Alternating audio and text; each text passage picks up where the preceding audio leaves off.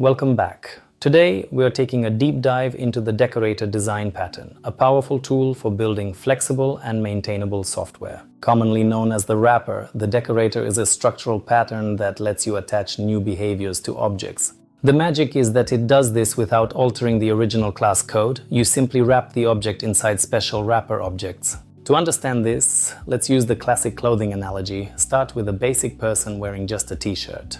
When it gets chilly, you add a sweater. You've now decorated yourself with a new property, warmth.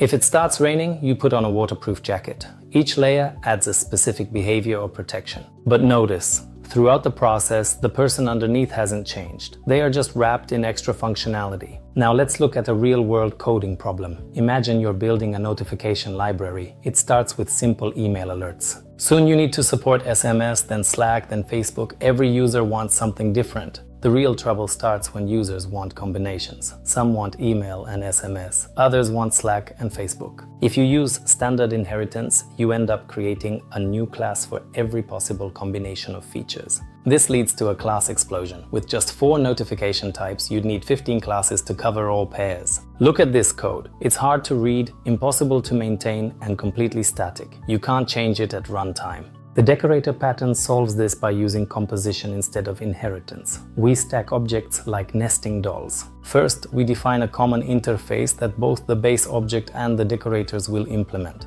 The decorator also implements this interface, and it holds a reference to another object of the same type.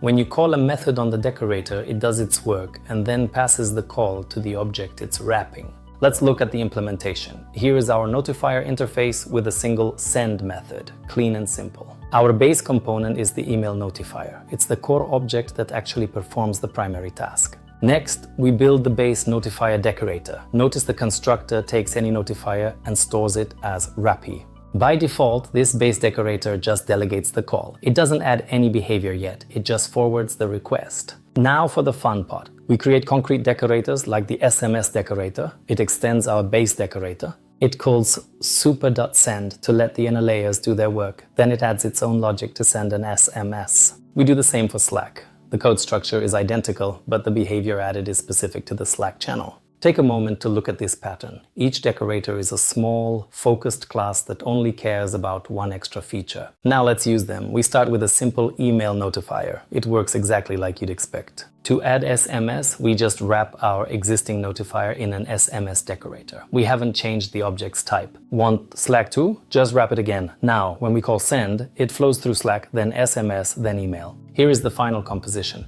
This is dynamic. We could have added these layers in any order or combination.